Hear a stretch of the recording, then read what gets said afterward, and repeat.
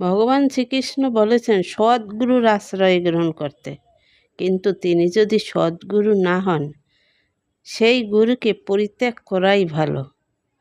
যিনি ভগবানের অত্যন্ত প্রিয়জন তিনিই হচ্ছেন সদ্গুরু। ভগবানের আদেশ উপদেশ না মেনে চলা সেই গুরুকে ত্যাগ করাই শ্রেয়। যিনি গুরু হয়েও বৈদিক বিধিনিষেধ লঙ্ঘন করেন, যেমন মাংস আহার করেন, অবৈধ স্ত্রী সঙ্গ করেন, মাদক দ্রব্য সেবন করেন, তার জুয়ায় জড়িত থাকেন, তবে বুঝতে হবে তিনি ভগবানের প্রতিনিধি নন, তিনি প্রকৃত গুরু হতে পারেন না। গুরুদেব ভগবানের অত্যন্ত প্রিয়জন হতে হবে, তাই ভগবত বিরোধী আচরণ তিনি করবেন না। ভগবত বিরোধী গুরুদেবকে পরিত্যাগ করাই বাঞ্ছনীয়।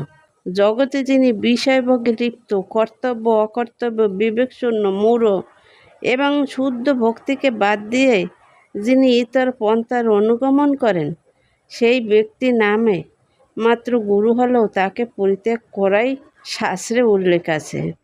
যারা পারমার্থিক জগৎ সম্বন্ধে জানেন না অথচ ব্যবহারিক গুরু, লৌকিক গুরু, কুলগুরু হয়ে বসে আছেন, তাদেরকে গুরুরূপে গ্রহণ করতে নেই।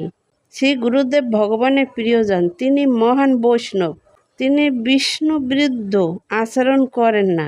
যিনি উচ্চকুলে জন্মগ্রহণ করেছেন, সমস্ত প্রকার যজ্ঞে তিনি দীক্ষিত এবং সমস্ত বেদশাস্ত্রে যিনি পণ্ডিত, অথচ তিনি যদি অবৈষ্ণব হন তাহলে তিনি গুরু হতে পারেন না। শ্রীমদ্ ভাগবতে দেখা যায় মহাত্মাবলী মহারাজ শ্রী বিষ্ণুর অবতার বামনদেবের সন্তুষ্টি বিধান করতে ইচ্ছা প্রকাশ করলে তার গুরু শুক্রাচার্য নিষেধ করলেন, কিন্তু মহাত্মাবলী শুক্রাচার্যের ভগবত বিরোধী নির্দেশ আগ্রহ করে ভগবান বামনদেবের পাদপদ্মে আত্মনিবেদন করলেন। জয় শ্রীকৃষ্ণ। রাধে রাধে।